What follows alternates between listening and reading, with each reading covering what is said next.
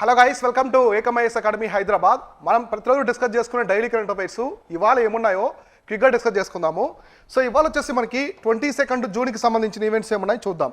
First event వచ్చేసి Asia Pacific plant protection commission. So Asia Pacific సంబంధించిన plant protection commission అనేది వార్తల్లో ఉంది. అసలు ఏంటి ఈ కమిషన్, ఏంటి దానికి సంబంధించిన ఆబ్జెక్టివ్స్ ఏమున్నాయి, ఇందులో ఇండియా అనేది మెంబరా కాదా, ఏ దేశాలు ఉన్నాయని చూద్దాం.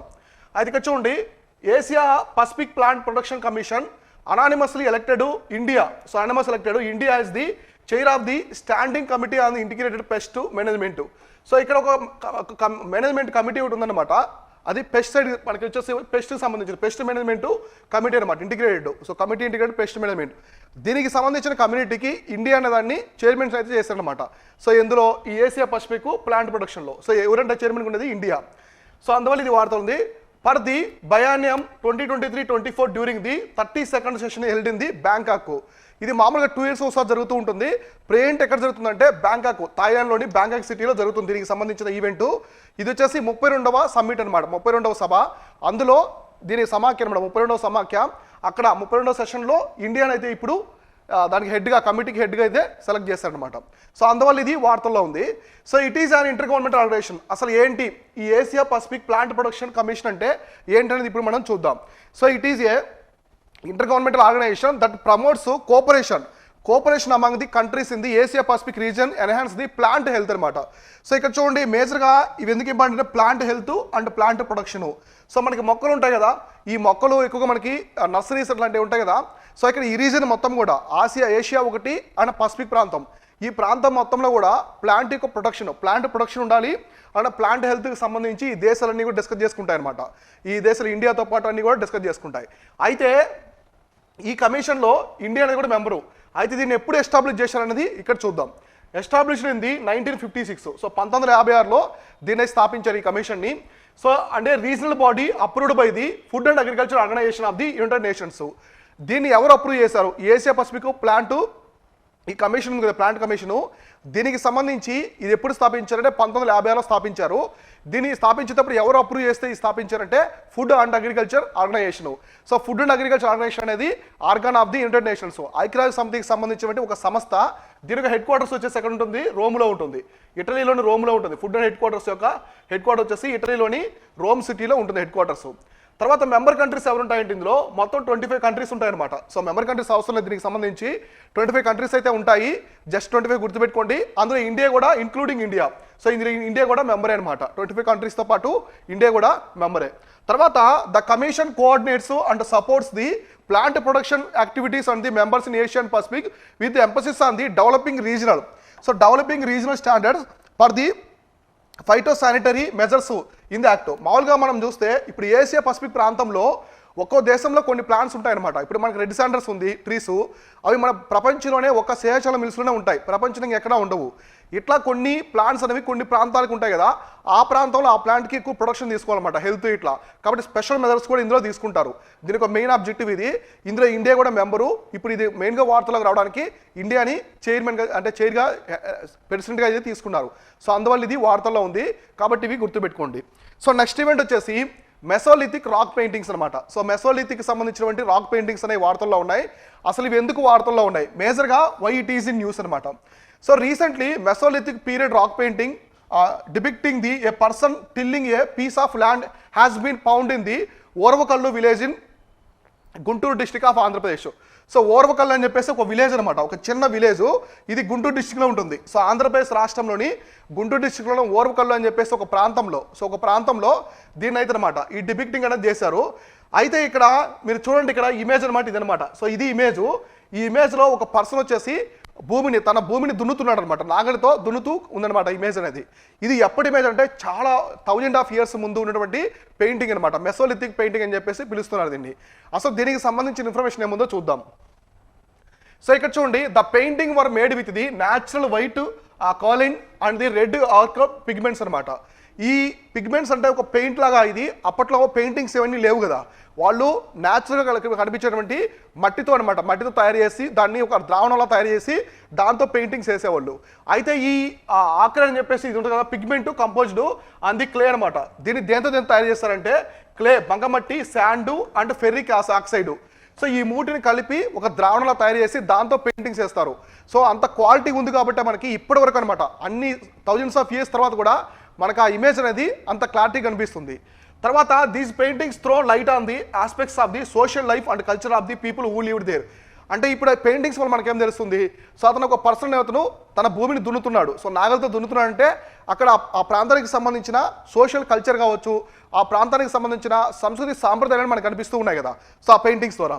తర్వాత ఈ మెసోలిథిక్ పెయింటింగ్స్ అనేవి ఏంటివి, అసలు దానికి సంబంధించిన హిస్టరీ అనేది చూద్దాం ఒకసారి. So one of the paintings depicted in the and man catching a wild goat and is left hand while wielding on the hook like a implement on the control it. So ఇంకొక paintings ఈ Mesolithic paintings ఈ గుంటూరు డిస్ట్రిక్ట్లో కనిపించే ఇంకో పెయింటింగ్స్లో ఒక person వచ్చేసి ఒక గోటుని ఒక మేకను పట్టుకొని ఉన్నాడు. దాన్ని కంట్రోల్ చేయడానికి ఇంకో చేతిలో ఒక హుక్ లాంటి దాన్ని పట్టుకున్నాడు. హుక్ లాంటి దాన్ని పట్టుకుని ఉన్నాడు అంటే అది పారిపోకుండా పక్కెళ్ళకుండా దాన్ని గట్టిగా పట్టుకున్నాడు అనమాట. ఇటువంటి ఇమేజ్ కూడా ఈ ప్రాంతంలో కనిపించాయి. అయితే ఇప్పటివరకు మనం ఏం చెప్పుకున్నాము, ఇవన్నీ కూడా మెసోలిథిక్ పెయింటింగ్స్ అని చెప్పుకున్నాం. ఈ మెసోలిథిక్ పెయింటింగ్స్ అనేవి ఎప్పటివి, సో ఎన్ని సంవత్సరాలకు పూర్వం ఉన్నాయంటే ఇక్కడ చూడండి, the period is generally considered to have the accord between the 12,000 to 10,000 years అనమాట. ఆల్మోస్ట్ ఇది 12,000 నుంచి 10,000 సంవత్సరాల మధ్యలో పూర్వం జరిగినటువంటి ఈవెంట్ అనమాట ఇది. సో అప్పట్లో ఈ పెయింటింగ్స్ అనేవి ఉన్నాయి. ఆల్మోస్ట్ మనకి సింధు నాగరికత కంటే కూడా ముందనమాట. అంటే మనకి ఆల్మోస్ట్ చూడండి ఇక్కడ ఎంత పీరియడ్ 12,000 నుంచి 10,000 సంవత్సరాలకు మధ్యలో జరిగింది. మామూలుగా మనకి old Mesolithic age, new Mesolithic age రెండు ఉంటాయి. ఈ మధ్యలో జరిగినటువంటి సంఘటన అనమాట ఈ పెయింటింగ్ అనేది. ఓకేనా, ఇది ఆంధ్రప్రదేశ్ రాష్ట్రంలో అయితే కనిపెట్టారు. సో ఇది దీనికి సంబంధించిన కంప్లీట్ ఇన్ఫర్మేషను. నెక్స్ట్ వచ్చేసి జెమోకోవాక్ ఓఎం వ్యాక్సిన్ అని చెప్పేసి ఒక దాన్ని తీసుకొచ్చారు. ఈ వ్యాక్సిన్ అనేది ఏంటంటే చూద్దాం. కోవిడ్-19కి సంబంధించింది. Recently India's first indigenous mRNA vaccine. మామూలుగా మన ఇండియాలో ఎంఆర్ఎన్ఏ వ్యాక్సిన్ అనేది ఇప్పటివరకు లేదనమాట కోవిడ్కి సంబంధించి. మామూలు మనకి ఉన్నటువంటి కోవాక్సిన్ కావచ్చు, కోవిషీల్డ్ ఇవన్నీ కూడా డిఎన్ఏ బేస్డ్ అనమాట, డిఎన్ఏ బేస్డ్ వ్యాక్సిన్స్. ఇది mRNA vaccine for the Omicron variant. First time వచ్చేసి దీన్ని ఒమిక్రాన్ వేరియంట్ కోసం ఎంఆర్ఎన్ఏ వ్యాక్సిన్ అని తీసుకొచ్చారు. సో ఎంఆర్ఎన్ఏ వ్యాక్సిన్ ఒమిక్రాన్ కోసం. సో ఒమిక్రాన్ వేరియంట్ ఉంది కదా, కోవిడ్లో ఈ వైరస్ అనేది కొత్త రూపాలు దాల్చి అంటే మిటెంట్ అవుతూ కొత్తగా కొన్ని వేరియంట్స్ అనేవి వచ్చాయి కదా, ఒమిక్రాన్ కావచ్చు, డెల్టా ఇట్లా. అందులో ఒమిక్రాన్ వేరియంట్కి ఒక వ్యాక్సిన్ తీసుకొచ్చారు. ఇండియాకి సంబంధించిన మొట్టమొదటి ఎంఆర్ఎన్ఏ వ్యాక్సిన్ అదే జెమ్కోవాక్ వ్యాక్సిన్ అనమాట. So Gemcovac OM was the approved under the emergency guidelines by the drugs control general of India. So ఇది దేని కింద వర్క్ చేస్తుందంటే మనకి డిపార్ట్మెంట్ ఆఫ్ బయోటెక్నాలజీ కింద వర్క్ చేస్తుంటుంది. ఈ మొత్తం మన ఇండియాలో ఏ మెడిసిన్ అయినా సరే, మెడిసిన్ కావచ్చు, వ్యాక్సిన్స్, మెడిసిన్కి సంబంధించిన ప్రతి ఒక్క థింగ్ కూడా ఎవరు అప్రూవ్ చేస్తారంటే drug controller of the general of India, drug controller general of India దీన్ని అప్రూవ్ చేస్తారు. తర్వాత ఇక్కడ చూడండి, it was developed using the indigenous platform technology by the Genova. So by Genova pharmaceutical limited. So ఇది వేరే దేశం యొక్క సహాయం మనం తీసుకోకుండా స్వదేశీ పరిజ్ఞానంతోనే, మన స్వదేశీ టెక్నాలజీతోనే ఈ వ్యాక్సిన్ అయితే తయారు చేశారు. దీన్ని ఎవరు తయారు చేశారంటే జెనోవా బయోఫార్మాలిటిక్స్ లిమిటెడ్ వాళ్ళు. సో ఫార్మాస్యూటికల్స్ సంబంధించిన కంపెనీ అనమాట ఇది. సో ఇక్కడ వచ్చేసి కంపెనీ ఇంపార్టెంట్, కంపెనీ బాగా గుర్తుపెట్టుకోండి. కోవాక్సిన్ కావచ్చు, కోవిషీల్డ్ చాలాసార్లు ఎగ్జామినేషన్లో కంపెనీ పేర్లు అయితే అడిగారనమాట, మ్యాచ్ ఆఫ్ ది ఫాలోయింగ్ వీటిల్లో. కాబట్టి దీన్ని ఎవరు తయారు చేస్తారంటే జెనోవా బయోఫార్మాస్యూటికల్స్ లిమిటెడ్ వాళ్ళు తయారు చేశారు. తర్వాత and supported under the Mission COVID Suraksha. So దీన్ని తయారు చేయడానికి గవర్నమెంట్ కూడా కోఆపరేట్ అయితే చేసింది. సో దీంట్లో మేజర్గా దీన్ని దేని కింద తయారు చేశారంటే మిషన్ కోవిడ్ సురక్ష అని చెప్పేసి ఒక మిషన్ దాని ద్వారా దీన్ని తయారు చేశారు. తర్వాత it was implemented by the biotechnology industry research assistants council. So తర్వాత దీన్ని మొత్తం కంప్లీట్ అయిన తర్వాత ఈ వ్యాక్సిన్ తయారు చేయడము, దాన్ని ఇంప్లిమెంట్ చేస్తారు కదా, ఇంప్లిమెంట్ ఎవరు చేస్తారంటే మేజర్గా వచ్చేసి biotechnology industry research assistants council వాళ్ళు, బిరాక్ అంటారు ఇది. సో ఈ బిరాక్ కూడా మనకి డిపార్ట్మెంట్ ఆఫ్ బయోటెక్నాలజీ కింద వర్క్ చేస్తూ ఉంటుంది. సో ఈ డ్రగ్స్ సంబంధించినంతా కూడా మనకి మినిస్ట్రీ ఆఫ్ కెమికల్స్ కావచ్చు, తర్వాత ministry of health and family welfare, ఈ మినిస్ట్రీస్ వాటి ద్వారా అప్రూవ్ అయిన తర్వాత వస్తూ ఉంటాయి అన్నమాట. కాబట్టి మన ఇండియా నుంచి రీసెంట్గా కోవిడ్కి సంబంధించి చాలా వ్యాక్సిన్స్ కావచ్చు, తర్వాత నావల్ వ్యాక్సిన్ వచ్చింది ఇన్కోవాక్ అని చెప్పేసి నావల్ వ్యాక్సిన్, ప్రపంచంలో మొట్టమొదటి నావల్ ముక్కు ద్వారా వేసిన వ్యాక్సిన్ని మన ఇండియా వాళ్ళు తీసుకొచ్చారు, అది కూడా గుర్తుపెట్టుకోండి. సో ఇదొకటి. సో నాజల్ వ్యాక్సిన్ ఇవన్నీ కూడా చూసుకోవాలి. Next event lake Victoria. So lake Victoria important, old geography పరంగా కూడా ఇంపార్టెంట్. ఇది మేజర్గా వార్తల్లో ఉంది ఇప్పుడు. ఈ లేక్ విక్టోరియా అనేది, ఈ విక్టోరియా సరస్సు ఎందుకు వార్తల్లో ఉందో చూద్దాం. So recently new scientific report published in the journal nature. So journal నేచర్లో ఒక ఆర్టికల్ లాగా పబ్లిష్ చేశారనమాట. దేని గురించి అంటే లేక్ విక్టోరియా గురించి అయితే పబ్లిష్ చేశారు. సో ఇందులో shows the significant precipitation changes in the and increasing the extreme climate events affecting the large human population as well as the endemic biodiversity of the lake Victoria basin. ఇక్కడ చూడండి, మామూలుగా ఈ lake Victoria ప్రాంతంలో extreme conditions అనమాట. అంటే climate టెంపరేచర్లో ఒక్కసారిగా changes వచ్చాయి. మార్పులు అనేవి సడన్గా వచ్చినప్పుడు చాలా వరకు ఇబ్బంది పడతారు. అది మొత్తం అనమాట మన జీవజాలం మొత్తం కూడా ఇబ్బంది పడుతుంది అనమాట. ఏంటి, క్లైమేట్లో ఒక్కసారిగా మార్పు వచ్చినప్పుడు. ఎగ్జాక్ట్లీ ఇప్పుడు ఈ ప్రాంతంలో లేక్ విక్టోరియా చుట్టుపక్కల ప్రాంతాల్లో క్లైమేటు అలానే ప్రిసిపిటేషన్ వర్షపాతంలో కూడా ఒక మార్పు అనేది సడన్గా వచ్చిందనమాట. సడన్గా రావడం వల్ల పెద్ద అక్కడ ప్రాంతానికి అంతా కూడా ఒక పెద్ద పెనుముప్పులా అయింది. అందువల్ల దీనివల్ల ఏమవుతుంది, క్లైమేట్లో చేంజెస్ రావడం వల్ల ఏమవుతుంది, ఎక్కువ టెంపరేచర్ పెరిగినప్పుడు ఐస్ క్యాప్స్ కరిగిపోతాయి మామూలుగా మనకి పోలార్ రీజియన్స్లో. కానీ మనకి మొత్తం ఇంటర్లాండ్ ఈ ప్రాంతంలో చూసుకుంటే ఏమవుతుందంటే మొత్తం ఈ డ్రైడ్ అయిపోతాయి అనమాట. ల్యాండ్ మొత్తం కూడా వాటర్, సరస్సులో ఉండే వాటర్ మొత్తం కూడా డ్రైడ్ అయిపోతుంది. క్లైమేట్లో కూడా చాలా చేంజెస్ వరకు వస్తాయి. సో దాని గురించి ఈ జనరల్ నేచర్ అనేది చూపించింది అనమాట ఏది ఆర్టికల్లో. అయితే ఇప్పుడు ఈ లేక్ విక్టోరియా ఎక్కడుందనేది మనకి important. So it is the world's second largest fresh water lake. So ప్రపంచంలోనే రెండో అతిపెద్ద మంచినీటి సరస్సు. ఫస్ట్ వచ్చేసి లేక్ సుపీరియర్.